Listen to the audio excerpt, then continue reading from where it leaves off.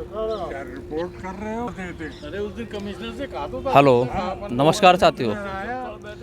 इस समय हम ग्वालियर में उपस्थित हैं और जानते हैं ग्वालियर में ये कौन सा ग्राउंड है और मध्य प्रदेश की राजनीति में।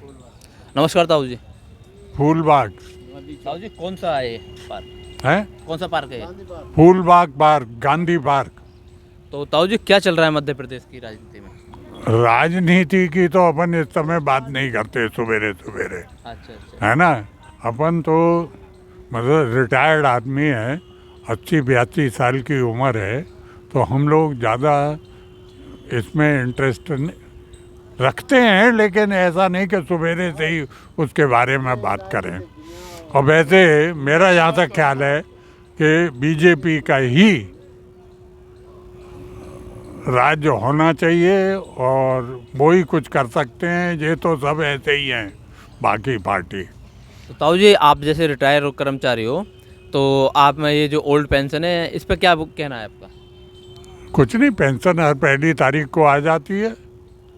तो आप किस डिपार्टमेंट से हैं ताऊ जी? मैं हायर एजुकेशन में था, साइंस कॉलेज से रिटायर हुआ। तो पेंशन आ रही है इस समय? हाँ बिल्कुल, पहली तारीख को, अगर संडे है तो मंडे को, वरना हर हालत में पहली तारीख को ट्रांसफ़र हो जाती है। हमें कहीं जाना नहीं, कुछ नहीं करना। जिन कर्मचारियों की पेंशन नहीं आ रही, उसके लिए क्या कहना है जो ओल्ड पेंशन की मांग कर रहे हैं? अब ओल्ड पेंशन सरकार का बजट अलाउ करे तो खूब दे, हमें क्या है।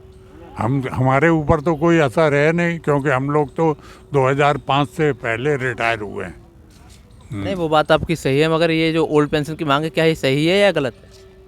सही भी हो सकती है भाई। पेंशन कब मिलती है? जब आप पहले अपना कार्यकाल पूरा करते हो, 20 साल, 25 साल, 30 साल, कोई 40 साल करता है, और उसमें से उसका कुछ अंशदान पेंशन के रूप में वो कटौती हो जाती है, वो ही सरकार वापस करती है बाद में। तो ये पेंशन बुढ़ापे का सहारा है या नहीं है? अरे बहुत सारा है, वरना तो ये बच्चे बहुत मुश्किल कर देंगे। अगर आपके पास पैसा नहीं है तो बच्चे बहुत मुश्किल कर देंगे, बहुत मुश्किलात हो जाएगी। तो ताऊ जी, इसका मतलब ओल्ड पेंशन लागू होनी चाहिए? हाँ करें, अगर उनके बजट अलाउ करते हैं तो खूब करें और सबको दें। तो सर, जो ये तुम्हारा बीजेपी सरकार है, ये तो ओल्ड पेंशन के ऊपर कोई बात नहीं कर रही है, और विपक्ष जो इस समय जैसे कि कांग्रेस है, विपक्ष में मेन भूमिका में, वो ओल्ड पेंशन की मांग कर रहा है। उसने अपने जो के राज्य हैं, कांग्रेस शासित जो राज्य हैं, वहाँ ओल्ड पेंशन लागू कर दी है। इस पर क्या कहना है आपका? अरे ओल्ड पेंशन अगर आप करते हो, तो अगर आपका बजट, आपको पता है कि जितनी रेवेन्यू सरकार की होती है, उसका मुझे लगता है शायद 40% पेंशनर में चला जाता है। तो अगर सभी के लिए सबकी पेंशन बंद करनी चाहिए थी, इन्होंने कुछ की छोड़ दी, कुछ की दी। ठीक है, आर्मी और सर्विसेज के लोग थे, उनके लिए तो ज़रूरी थी, ठीक है, लेकिन मुझे बताइए, एमएलए, एमपी, इनको 5-5 पेंशन क्यों मिलती है? एक बार अगर वो एमएलए होता है, अगली बार फिर दोबारा होगा तो पहले वाले की पेंशन मिलेगी और फिर दूसरे वाले की मिलेगी। अगर कोई 4 बार होता है तो चारों पेंशन उसको अलग अलग मिलती हैं। ऐसा क्यों होता है? तो आप, जैसे आपने जो कहा कि राजनेताओं को पेंशन इनकी बंद होनी चाहिए, बिल्कुल बंद हो जानी चाहिए। सबको एक समान कर दिया जाए। खाली एक ओथ लेते ही उसकी पेंशन शुरू, और जबकि कर्मचारी 33 साल और 40 साल नौकरी करता है, तब जाके उसको पेंशन मिलती है। और वो एक घंटे भी नहीं लगा, अगर मान लीजिए किसी ने ओथ ले ली है और अगले घंटे उसकी डेथ हो जाती है, तो पेंशन उसको मिलेगी। ऐसा है नियम।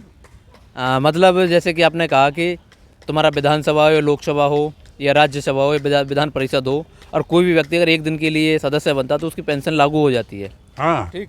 और कोई आदमी 20 साल, 25 साल या 30 साल या 18 साल अगर अपनी ज़िंदगी नौकरी गवर्नमेंट के लिए देता है, उसके लिए काम करता है, उसकी पेंशन नहीं है। उसकी पेंशन ही नहीं है, जबकि वो बेचारा सवेरे से शाम तक। और वो क्या है, एमएलए एमपी जिसको देखो उसकी 5-5 पेंशन है। स्वतंत्रता सेनानी की पेंशन और एमएलए की पेंशन, जाने कितनी पेंशन लिए हुए हैं। तो जैसे कि संविधान में है समानता का अधिकार, तो समानता के अधिकार के अंतर्गत सभी आते हैं, तो पेंशन फिर सबकी बंद होनी चाहिए। बिल्कुल, या तो सबकी बंद कर दो ये सबकी चालू। या सबकी चालू करो। तो ताऊ जी, ये पेंशन जो बंद करी थी ये किसने करी थी? अब ये तो यार हमें याद नहीं है, लेकिन मुझे लगता है कि ये कांग्रेस के टाइम में ही हुआ था। 2005 से पेंशन बंद हुई है। 2005 से सरकारी। आप गलत कर रहे हो, बीजेपी के जमाने में हुआ है। बीजेपी के टाइम पे हुआ था। अच्छा, बीजेपी के टाइम पे हुआ है, उसके पहले नहीं हुआ है। 2005 में हुआ ना। हाँ, नहीं नहीं, ये 2000 अटल जी की सरकार में जो 2004 तक रही थी। 2004 तक थी और उसी टाइम पे ही बंद हुई है। उसके बाद तो फिर कांग्रेस की चली, फिर उसके बाद सीनियर सिटीजन वाला भी ये कार्यक्रम बंद कर दिया। उसमें सीनियर सिटीजन को कोई फ़ायदा नहीं मिल रहा है और हर तरफ से परेशानियों का सामना करना पड़ रहा है। और अग्निवीर पर क्या कहना था ताऊ जी आपका? अग्निवीर के लिए अच्छा है, बेरोजगार के लिए काम मिल रहा है, लेकिन वो परमानेंट कर दिया जाए तो बहुत अच्छा है। नहीं, जैसे कि 4 साल की नौकरी है, विधायक सांसद 5 साल की करते, इनकी 4 साल की कर दी और उनकी ना पेंशन है। और जैसे कि कोई शहीद भी हुआ, जैसे अमृतपाल सिंह पंजाब का शहीद हुआ, ना तो उसको प्राइवेट एम्बुलेंस में लाया गया। और जैसे कि तुम्हारा ना बटालियन आई, और गांव के सिफारिश पे थाने की पुलिस ने उसको सलूट दिया, सलाम किया। तो इस पर क्या कहना है आपका? अग्निवीर जो देश के लिए समर्पित है, उसको तो शासन को पूरी भरपूर मदद करनी चाहिए और आगे बढ़ के उसके दाह संस्कार वगैरह हर एक चीज़ में शामिल होना चाहिए और राष्ट्रीय सलूट होना चाहिए। उसको सेना के द्वारा सलामी शस्त्र वगैरह दिए जाना चाहिए। ये गलत है। तो जैसे कि ये तुम्हारा अग्निवीर और तुम्हारा आर्मी में भेदभाव कर रहे हैं सेना के अंदर ही, तो ये क्या सही है गलत है? ये गलत है। आर्मी में और अग्निवीर में भेदभाव नहीं करना चाहिए। अग्निवीर भी बॉर्डर पे अपनी जान गंवा रहा है और सेना भी अपनी बॉर्डर पे जान गंवा रही है। ड्यूटी दोनों की बराबर है और ट्रेनिंग बराबर है। तो ताऊ जी, इसी से आप जैसे कि अब मध्य प्रदेश में चुनाव चल रहा है, इस पर क्या कहना हो? मध्य प्रदेश में चुनाव चल रहा है, लेकिन जो काम करेगा सही और जनता का हित में सोचेगा वही विजय होगा। वैसे तो कांग्रेस हर जगह अपनी जगह आगे बढ़ती हुई दिख रही है। तो आपके हिसाब से कांग्रेस मजबूत स्थिति में है? अभी मेरे हिसाब से तो कांग्रेस ही मजबूत स्थिति में है। और ताऊ जी, आपकी विधानसभा कौन सी लगती है? मेरी 32। विधानसभा 32। वहाँ कौन कौन प्रत्याशी हैं ताऊ जी? वहाँ प्रद्युम्न सिंह चौहान और ये सुनील शर्मा है अच्छा, मैन। तो ये तो शायद 15 है। 15। तो वहाँ सुनील शर्मा जी के चांस है। सुनील शर्मा जी के चांसेस ज़्यादा दिख रहे हैं। तो ये तुम्हारे जो दूसरे हैं तोमर साहब, ये तो तुम्हारे मंत्री भी रहे हैं। ये मंत्री तो रहे, लेकिन एक बार भी हमारे उधर आके देखा नहीं। पहले भी रहे, तब भी कांग्रेस कार्यकाल में भी रहे, तब भी इनने एक बार झाँक के नहीं देखा। ये पहले कांग्रेस से भी विधायक रहे हैं? हाँ, तब भी नहीं आके झाँक के देखा इनने। क्या ये उसी संख्या में जो तुम्हारे सिंधिया जी के साथ गए थे? हाँ जी, हाँ जी। तो क्या ये आपके वोटों को लेके गए थे? हाँ, हमारे वोटों को लेके गए थे और फिर बिक गए उधर कांग्रेस में, बीजेपी में घुस गए थे ये बाद में। तो उस अपमान का बदला लोगे या नहीं? नहीं, अब अपमान का तो बदला लेंगे ही लेंगे। उसको पब्लिक कोई भी नहीं छोड़ेगी, क्योंकि उनकी मेहनत का, उनका अमूल्य मत उनने बेकार किया भी अपने आप को बेच के। इसलिए अपमान का तो बदला लिया जाएगा वो तो अब के तुम तोमर साहब से अपना अपमान का बदला लोगे? और जो अगर सिंधिया जी अगर आते हैं मैदान में, अगर वो वोट मांगते तो क्या? सिंधिया जी अगर मैदान में आते हैं तो उनको बताया जाएगा कि आप लोग बीच मैदान में छोड़ के हम लोगों को चल दिए, ये कौन सा न्याय है। तो क्या सिंधिया जी की उसी बात से तुलना की जाएगी जिस समय एक समय तुम्हारा जी.आर. राव सिंधिया जी ने जो झांसी की रानी महारानी के साथ किया था, रानी लक्ष्मीबाई के साथ? उस टाइम तो मैं नहीं था, कैसे कह सकता। नहीं, जो हमने पढ़ा है, जानकारी जो मिली है कि उस समय जब उन्होंने जी.आर. राव सिंधिया से मदद मांगी थी, उस समय जो इतिहास बताता है उस समय इनकी जो मदद नहीं की गई थी इनके द्वारा, तो उस पर क्या ये उसी तरीके से है? ऐसे में मदद करनी चाहिए थी, इनने मदद नहीं की, ये उनने बहुत गलत किया। तो इन दोनों चीज़ों से अगर देखा जाए तो इनकी एक पुरानी मतलब कि एक आदत हो गई है, या हिस्ट्री कह सकते हैं कि धोखा देना या दगा देना या राजनीति कह दो या मौका परस्त राजनीति कह दो या तुम्हारा सौदे की राजनीति कह दो, हेलो आ रहा हूँ। तो इस पर क्या मानना है, मैं- क्या कहना है इस प्रक्रिया? धोखा देना या ये अपने खुद के स्वयं के फायदे के लिए करना, ये है इनकी नीति। तो इनकी नीति शुरू से ही बनी हुई है। हाँ, ये शुरू से ही है, ऐसा लगता है। हाँ, क्योंकि अगर इतिहास खंगाला जाए तो इनका परिस्थिति शुरू से ही रहा है। परिस्थिति में ऐसा ही लगता है कि ये शुरू से अपने फायदे की सोचते रहे, पब्लिक के लिए नहीं सोचा इनने। क्योंकि माधवराव सिंधिया जी तुम्हारा इंदिरा गांधी के खिलाफ चुनाव भी लड़े, उसके बाद फिर कांग्रेस में रहे वो काफ़ी समय तक। नहीं, माधवराव सिंधिया तो फिर भी सही थे, लेकिन उनके पहले और ये बाद में इन लोगों ने ये जो किया वो गलत किया है। और जैसे कि अब तुम्हारा ज्योतिरादित्य सिंधिया कहते हैं कि ग्वालियर में कोई विकास नहीं हुआ है और ये कांग्रेस को कोसते हैं, क्या ये अपने बड़ों बूढ़ों को कोस रहे हैं, अपने अपने जो इनके दादा परदादा उनको कोस रहे हैं क्या ये? नहीं, ग्वालियर में विकास का जगह जगह रोड गड्ढे खुदे हुए पड़े हुए हैं, कचरा पड़ा हुआ है, जगह जगह देख लो आप जाके, हर जगह आपको यही मिलेगा। नहीं, जैसे कि पुराने इतिहास की बात करते हैं कि ग्वालियर में कोई विकास नहीं है माधवराव सिंधिया के समय का, तो इसका मतलब ये अपने पिताजी को गाली देते हैं क्या? नहीं, ये माधवराव सिंधिया पे उंगली उठा रहे हैं, आप कांग्रेस पे उंगली उठा रहे हैं तो या कौन अपने पिता को गाली देगा? गलती भी किया होगा, लाख पिता बुरा होगा, उसको कोई गाली नहीं देता है। नहीं, गाली नहीं देता। अगर जब जैसे कि कांग्रेस पे उंगली उठा रहे हैं तो कांग्रेस का जो राज था तो इस समय तूती तो माधवराव सिंधिया की बोलती थी ना ग्वालियर में। हाँ, और कांग्रेसी थे ना वो। हाँ, तो इसका मतलब अगर कांग्रेस पे उंगली उठाना तो इनका मतलब इनका स्वयं अपने पिता पे उंगली उठाना हो गया। हाँ, वो तो है, लेकिन गलत कर रहे हैं ऐसा। कांग्रेस पे उंगली उठा के अपने खुद भी तो उसी में से आए, तो इसलिए गलत कर रहे हैं, क्योंकि तुम भी तो उसी कुएं के हो जिस कुएं में से निकल के बाहर आए हो, उस तालाब में। और जैसे कि इन्होंने तुम्हारा दल बदल जो किया था, कांग्रेस को धोखा दिया है, क्या इसमें कोई इनका अपना निजी स्वार्थ था क्या? महल को लेके या किसी ज़मीन को लेके बीजेपी कोई फाइल खोलने वाली थी क्या इनकी? नहीं, इसका तो मेरे को जानकारी नहीं है, इतना राजनीति में मैं नहीं हूँ। आपसे बात करके बहुत अच्छा लगा, बहुत बहुत धन्यवाद। धन्यवाद, धन्यवाद। नमस्कार अंकल जी। नमस्कार। आपका शुभ नाम अंकल? अशोक सूर्यवंशी। तो अंकल जी आप ये बताएं कि मध्य प्रदेश में क्या चल रहा है? मध्य प्रदेश में क्या चल रहा है? उससे कहता अभी चुनावी माहौल चल रहा है। तो चुनाव में क्या स्थिति है? चुनाव में कांग्रेस की विजयी होगी मध्य प्रदेश में, पूरी आएगी, कांग्रेस आएगी। तो लगभग कितनी सीटों का अनुमान है? कम से कम 150 सीटें आएंगी। और अगर कांग्रेस की सरकार आती है तो मुख्यमंत्री कौन बनेगा? कमलनाथ बनेंगे। और आपकी कौन सी विधानसभा लगती है? हमारी ये 15 विधानसभा है। तो 15 विधानसभा से कौन जीत रहा है? सुनील शर्मा आएगा 100%।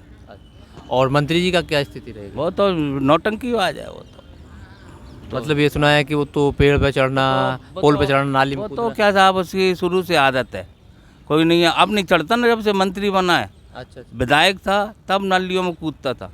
अब क्या चाल फरेब ये होगी, अब ये लोग पैसे बांटेंगे, कुछ न कुछ अब अपनी अपनी नौटंकियाँ नहीं करेंगे। अभी तब देखते जाओ, अभी कोई चीज़ बांटेंगे, कुछ महिलाओं को पोटेंगे, और हाँ इनके पास पैसा है भाई। तो ये पहले कांग्रेस में थे ना? पहले कांग्रेस में थे तो उससे कहते देखो, कांग्रेस में कांग्रेस की बजाते थे, अब जो ही कुछ से कहते हैं कांग्रेस को गाली देते हैं। तो ये कांग्रेस को जो गाली दे रहे हैं, क्या ये अपने जिनके साथ ये गए थे कांग्रेस को छोड़ के, क्या ये इनके पूर्वजनों को गाली दे रहे हैं? देते हैं, और क्या है। महाराज सिंधिया अपने बाप को गाली देता है? बिल्कुल क्यों नहीं देता। कांग्रेस में थे वो तो माधवराव सिंधिया, हाँ। तो जो भी गलत बोलता है तो ये गाली देता है, उससे को अपने बाप को गाली देता है वो। तो इसका मतलब ज्योतिरादित्य सिंधिया हो या ज्योतिरादित्य सिंधिया के समर्थक विधायक हैं जो कांग्रेस को गाली दे रहे हैं, इसका मतलब वो ज्योतिरादित्य सिंधिया के पिताजी को, माधवराव सिंधिया को गाली दे रहे हैं? बिल्कुल दे रहे हैं, क्यों नहीं दे रहे साहब। सबके जो बोल रहे हैं वो जितना बोलते हैं तो उनको पड़ेंगे क्या नहीं पूर्व वहाँ पे। तो इसका मेन कारण क्या माना जाएगा? क्या माना जाएगा उसको, क्या कहोगे आप? ऐसे गाली देते हैं तो इसको क्या माना जाए? अब ये है कि देखो, अपना पार्टी छोड़ दी तो कम से कम इतना इस तरह से तो मत बोलो भाई, जो कि अपने पूर्वजों की आन बची है। हाँ, आन बची रहे, सही बात, आन बची रहे। और क्या है, मतलब इतना बद्दे सब नहीं बोलना चाहिए भाई। पार्टी छोड़ दी है तो ये थोड़ी है, उससे कहते हैं गंदे शब्द बोलो आप। जैसे कि ज्योतिरादित्य सिंधिया जितने अपने समर्थक विधायकों को लेके गए थे, उनमें से लगभग कितने लोगों की टिकट हो गई, कितनों की नहीं हुई है अभी तक? सिर्फ वो उनके से आप 4 रह गए बस, बाकी लोगों की हो गई बस। 4 व्यक्तियों की टिकट नहीं हो, बाकी की हो गई है। बाकी हो गई, और क्या है। तो जिन लोगों की टिकट हुई है क्या वो चुनाव जीतने में सक्षम है या सब आ रहे हैं वो, सब आ रहेंगे। हाँ देख लो, सब आ रहेंगे वो। तो सभी की स्थिति डमाडोल है? डमाडोल बिल्कुल 100% डमाडोल है। मंत्री तो सभी आ रहेंगे। और तो जो तुम्हारा पार्टी छोड़ के गए थे और ज्योतिरादित्य सिंधिया के साथ, उनमें से कितने लोग मंत्री बने हैं बीजेपी में? मंत्री करीबन 12 मंत्री बने थे। कितने बने थे? कितने से? 18 में से 12 बने। 18 में से 12? 12 बने थे। लगभग तुम्हारा 66% के आसपास। हाँ बिल्कुल, ऐसा मेरा आइडिया है। 10-12 बने थे उससे। और ज्योतिरादित्य सिंधिया बीजेपी में जाके कैसा महसूस कर रहे हैं? अब तो देखो साहब, अभी तो कुछ मत पूछो। हाँ, अब उनको फड़फड़ा रहे हैं वो तो। अभी चुनाव नहीं लड़ा उन्होंने, देखो उनको कहीं ना कहीं डर बसा है कि जे भी उससे कहते जो पहले बीजेपी में हैं उनको लाइक नहीं कर रहे हैं। और उससे कहते हैं अभी वो शांत हैं, बिल्कुल कुछ बोल नहीं पा रहे वो। जैसे बड़े बड़े नेताओं के साथ में थोड़े वो जुड़े हुए हैं, इसलिए वो टिके हुए हैं अभी। लेकिन वो अंदर ही अंदर खलबल आ रहे हैं उससे कहते हैं। कहीं भी कांग्रेस में भी आ सकते हैं वो।